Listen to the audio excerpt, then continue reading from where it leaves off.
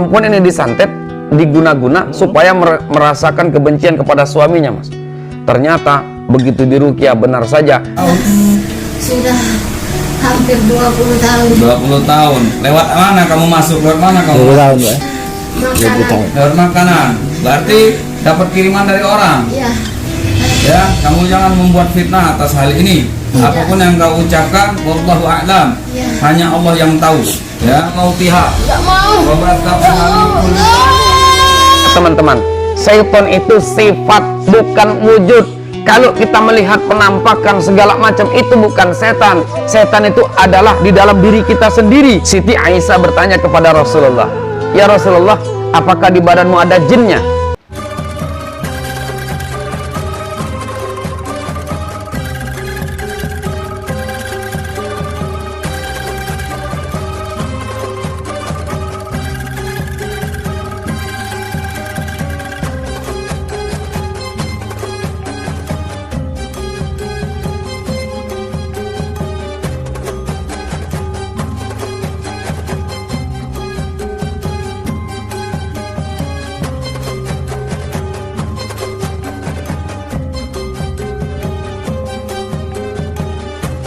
Jangan lupa subscribe Denny Pesate.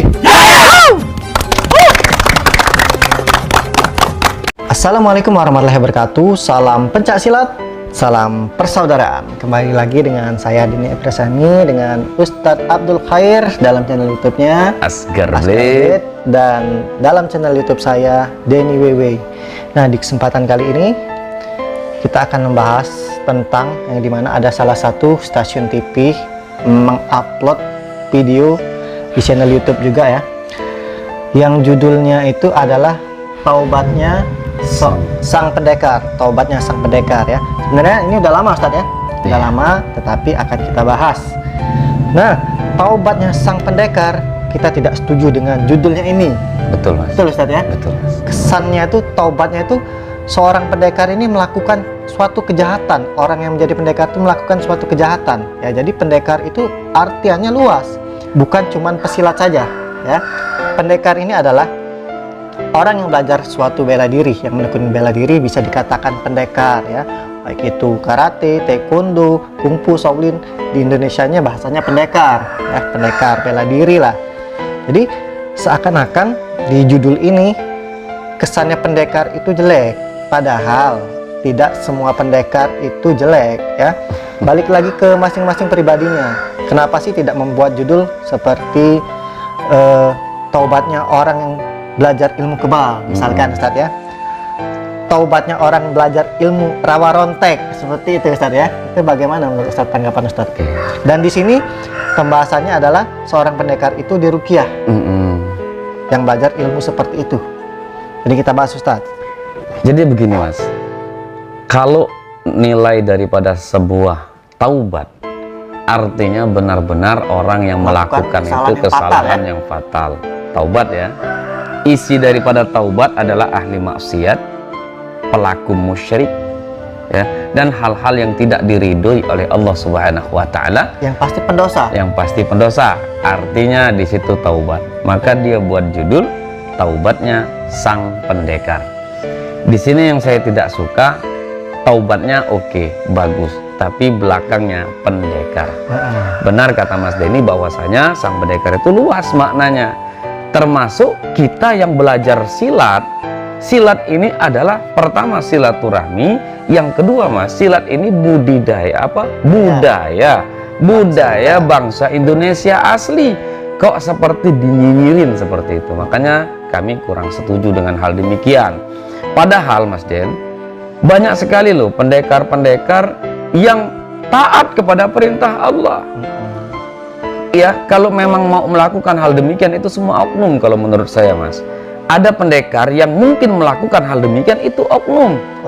Ya, Oke kan? lah Ustadz ya, nggak masalah. Oke, tapi jangan dibuat universal seperti itu. Jangan ditembak rata semuanya salah begitu. Nah, itu saya kurang suka dengan judul ini. Karena banyak pendekar-pendekar yang taat kepada perintah Allah, pendekar-pendekar yang mendekatkan diri kepada Allah, bahkan ada pendekar yang ahli ruqyah. Wali-wali juga itu termasuk pendekar menurut saya. Betul. Nah itu tadi saya kurang setuju Mas dengan judul yang sedemikian itu. Kemudian Mas Denny, seharusnya kita itu paham ya, di dalam ruqyah itu ada dua. Ruqyah ada dua teman-teman. Yang pertama ruqyah syar'iyyah, yang kedua ruqyah syirkiyah. Apa ruqyah syar'iyyah? Ruqyah yang diajarkan oleh Rasulullah Shallallahu Alaihi Wasallam melalui ayat-ayat Allah dan hadis-hadis Nabi Muhammad Shallallahu Alaihi Wasallam. Jadi memang sesuai dengan ketentuan dari Allah ya. Ada aturan dari Al-Quran Mas, seperti itu. Dan Allah menurunkan Al-Quran, Allah Subhanahu Wa Taala menurunkan Al-Quran itu, hadirin sekalian, itu adalah sebagai obat. Bismillahirrahmanirrahim. Wa nunazzilu minal Qur'ani ma huwa shifa. Allah menurunkan Al-Quran itu sebagai penyembuh, sebagai obat. Maka dibuatlah namanya ruqyah. Nah, jadi di dalam judul itu Mas, taubatnya sang pendekar tersebut diruqyah. Saya setuju dengan ruqyahnya, saya memaklumi dengan ruqyahnya. Tidak disalahkan. Tidak disalahkan dan tidak ada sedikit pun kesalahan. Tapi judulnya dibuat taubatnya sang pendekar, itu universal dibuat. Itu saya tidak setuju. Nah, itu yang pertama Mas Denny. Kita jelaskan juga kalau seorang pendekar itu bukan berarti menjerumus ke suatu perbuatan yang menjerumus kesalahan besar, Ustaz ya. Betul. Jadi sini kita akan jelaskan. Kemudian yang kedua, ruqyah syirkiyah. Nah, ini kesalahan Mas Denny. Apa ruqyah syirkiyah? Ruqyah yang di dalamnya mengandung kemusyrikan. Misal Mas Den, ada seseorang yang melakukan perdukunan yang meminta bantuan kepada alam jin. Jadi mengeluarkan jin dengan bantuan jin. Contoh itu satu. Kemudian yang kedua yang syirkiyah, mengobatin orang dengan mantra-mantra, bacaan-bacaan yang tidak ada dalam Al-Quran dan hadis Nabi Muhammad SAW. Itu ruqyah syirkiyah Mas. Syirik ya? Syirik. Jadi intinya ruqyah syirkiyah adalah ruqyah yang menjerumuskan manusia kepada kemusyrikan. Kesesatan. Dalam surat Al-Jin ayat 9 Mas ya. Di situ dijelaskan Bismillahirrahmanirrahim. Wa annahu kana rijalun minal insi ya'uduna birijalin minal jinni fazaduhum rohaqo.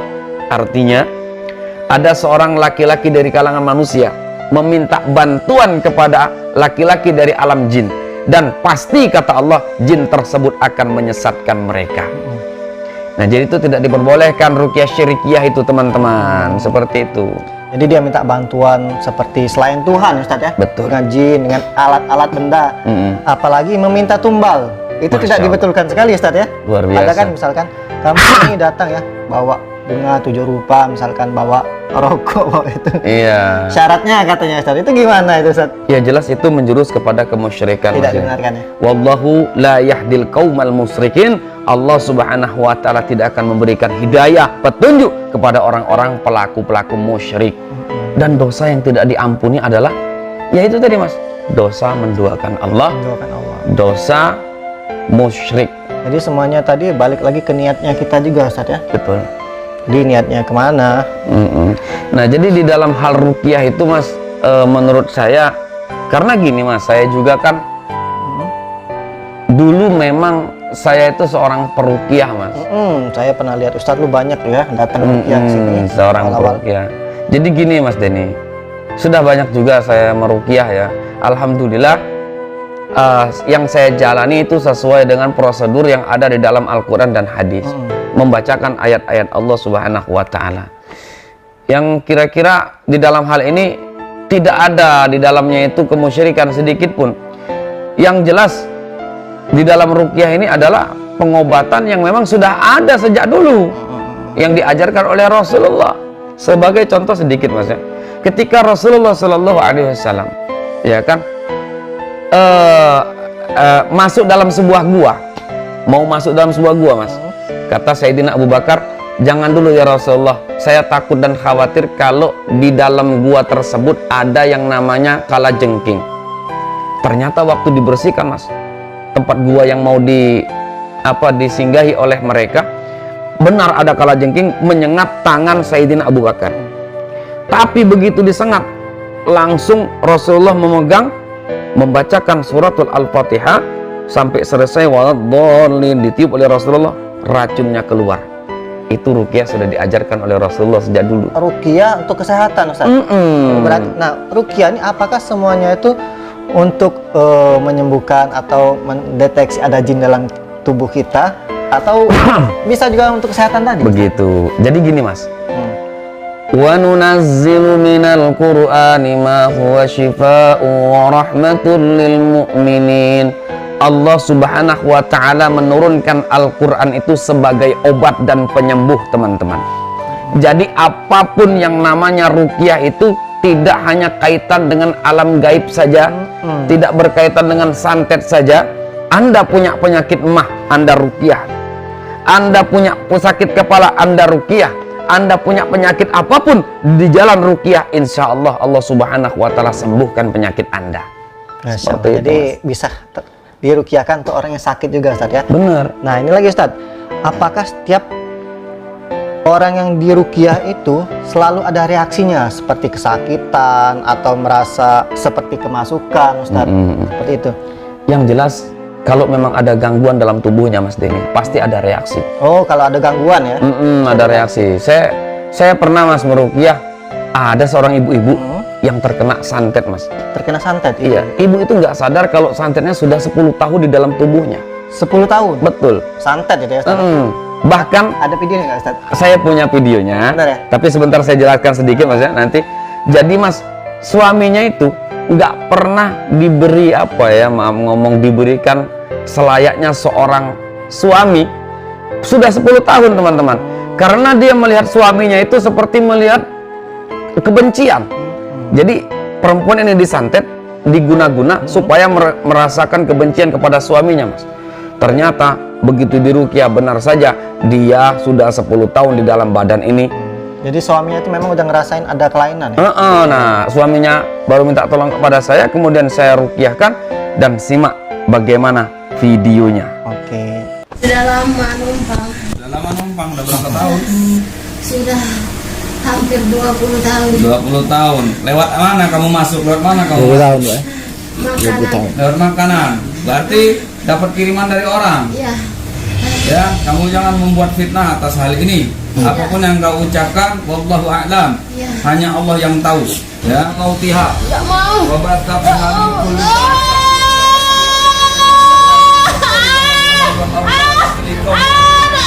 Apapun engkau bertaubat kepada Allah Subhanahu wa taala. Aku numpang. Apa ini? Keluar kamu dalam jasa. Tidak mau. Siapa kunci kau bertaubatlah kepada Allah. Tidak mau. Nah, itulah teman-teman sekalian yang kita tidak ketahui dalam bentuk hal demikian. Pentingnya kita juga meruqyah diri sendiri, Mas. Jadi penting memang ruqyah. Penting. Jadi tidak mesti kalian itu kalau mau ruqyah minta tolong dengan ahli ruqyah, tidak mesti. Tapi lakukanlah ruqyah diri sendiri. Caranya, Ustaz? Oke, sekarang ruqyah mandiri ya. Berwuduklah.